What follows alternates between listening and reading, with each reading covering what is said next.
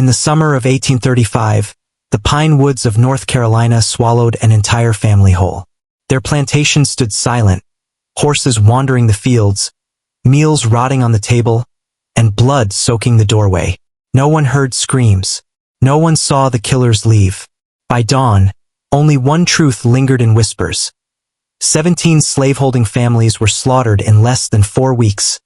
And yet, history buried the massacre. What really happened in those woods was never written in school books. The official record is silence. But in the burned pages of church archives, in the half-spoken memories of descendants, a different story surfaces. They called it the Black Harvest. Not a revolt for freedom alone, but something darker, older, summoned from pain that spanned centuries. Hollow Pines was a small settlement near the Albemarle Sound, a place almost erased from maps. Today, the forest reclaims its ruins, but in 1835, it thrived on tobacco, cotton, and human bodies bought and sold like livestock. The church bell rang every Sunday, yet inside, sermons were whispered with shaking hands. The pastor, Reverend Elias Blackthorne, wrote in his diary, "The children no longer sing. The women pray with their faces hidden. The men gather in silence. Something walks the fields at night, and it is not God." Weeks later, Elias vanished, leaving only his blood-soaked collar on the altar. Survivors described how the church changed that summer. Services grew shorter. Parishioners left early. The bell, once bright, now rang at midnight when no one dared leave home. Some claimed they heard chanting in the woods, voices that did not belong to any hymn. Others swore they saw fires burning in the swamps, flames too high, too controlled to be accident. Inside the orphanage next to the church, children drew pictures of black men with no faces. One girl was found catatonic, clutching a wooden doll carved into the shape of a hanging body. These details never reached newspapers. Instead, reports focused on unruly slaves and the need for discipline. But the fear running through Hollow Pines was not of rebellion. It was of something neither white nor black, something old, something hidden. The massacre began with the Dyer plantation. Neighbors claimed they heard nothing until morning. But when the sheriff arrived, he found all 6 family members slaughtered, their bodies positioned in a circle around the fireplace. Each had their tongues removed. A Bible lay open in the center, pages soaked in blood. The enslaved workers were gone, vanished. No footprints, no wagon tracks, only a smell. The sharp metallic tang of iron mixed with something older, something rotten, as though the earth itself had bled. Witnesses said the sheriff left the house pale, trembling, whispering, "This is not rebellion, this is ritual." After the Dyer murders, Hollow Pines turned inward. People locked their doors. The church shuttered its windows. But the orphanage remained strangely active. Its keeper, Miss Agatha Crowell, was a widow known for her strictness. In August of 1835, townsfolk noticed her leading the children into the swamp after sunset. No one dared follow, but on nights after these trips, dogs howled and livestock were found dead. Throats torn open as though by teeth too sharp to belong to man or beast. Later testimony described the children returning pale, silent, their fingernails stained black. One child told a visiting farmer, "We made a trade. Now the corn will grow, and the men will sleep forever." No records explain what she meant. Among the enslaved, whispers spread of a pact. They called it the Black Oaths, promises carved into skin with heated iron, binding men and women to silence. A runaway captured in Virginia confessed under torture that he had taken the oath in Hollow Pines. His words, recorded by a magistrate, they said, "We were giving ourselves to something older than Africa, older than the cross. They told us if we break it, we die in our beds before the cock crows." The magistrate dismissed it as delirium, but the prisoner was found dead that very night, his throat slit, his body placed upright in his cell as though someone had made him kneel. Hollow Pines Church had only 12 bells. Yet multiple accounts speak of a 13th bell ringing that August, low, metallic, and bone deep. It rang on nights when killings occurred, A farmer swore that the sound did not come from the tower at all but from underground, vibrating through the soil. His wife described it differently. The bell was not heard with the ears but felt in the blood. It called the children first, then the mothers, then the men. The sheriff tried to silence the tower, removing every bell. Still, the sound returned. By then, 17 slaveholding families lay in graves, their deaths unrecorded in any official census. At the edge of the swamp stood a clearing where no trees grew. Locals called it the Ash Circle. Travelers claimed that animals refused to cross it. Grass never took root. After the revolt, investigators found hundreds of bones buried there. Not just human, but deer, cattle, dogs, and birds. Each skull bore the same mark, a carved spiral, burned deep. One survivor, an elderly enslaved woman who lived long enough to tell her story to abolitionists, said this: "The masters thought we prayed for freedom, but no, we prayed for something to answer us. And it did." By winter, hollow pines no longer existed. Survivors abandoned the town. The church collapsed into ruin. The orphanage burned to the ground with no clear cause. Official state records make no mention of the revolt. Local historians quietly erased it. But fragments remain. A diary stained with ash, a sermon draft that warns of children of night, and a single page from Reverend Blackthorn's journal that reads, "It was never rebellion, it was sacrifice. The land remembers. The blood will not wash." Today, Hollow Pines is swallowed by the forest, marked only by the sinking stones of forgotten graves.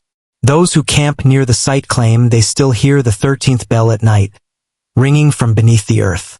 After the exodus from Hollow Pines, nearby towns notice something far worse: children disappearing. Not only orphans, but sons and daughters of wealthy families. Posters were nailed to courthouse doors, rewards offered, dogs sent into the woods. Nothing. One sheriff's deputy claimed to have found a trail, tiny barefoot prints leading into the swamp, but never returning. At the center of the marsh, he discovered a crude wooden cross half-sunken in mud. Nailed to it was a child's bonnet, dripping with blood though no body was ever recovered. Years later, a fisherman reported pulling up small bones tangled in his net. When questioned, he simply said, "They were carved." By 1840, rumors of Hollow Pines reached Raleigh. At the state seminary, professors debated whether the revolt was rebellion, hysteria, or demonic possession. A few insisted the truth was being hidden deliberately by the church. One instructor, Father Matthew Crane, uncovered fragments of Blackthorn's journals. He began preaching about a harvest of souls, warning students never to travel east into the Albemarle swamps. Weeks later, he was found dead in the library, his throat slit, his eyes gouged out. In his desk drawer lay one final note: "They do not want us to remember, but forgetting is worse. When memory dies, the ritual begins again." Farmers outside Hollow Pines noticed strange growths in their cornfields the summer after the revolt. Stalks rose taller than men, ears bursting black and red instead of gold. Some claimed the corn husks resembled severed tongues. An enslaved man named Jonah, who escaped to the north, described how the children of Hollow Pines had buried their masters' tongues beneath the fields as offerings. "Corn for silence," he said. "Blood for freedom." Even now, local legends say corn will not grow properly near the ruins.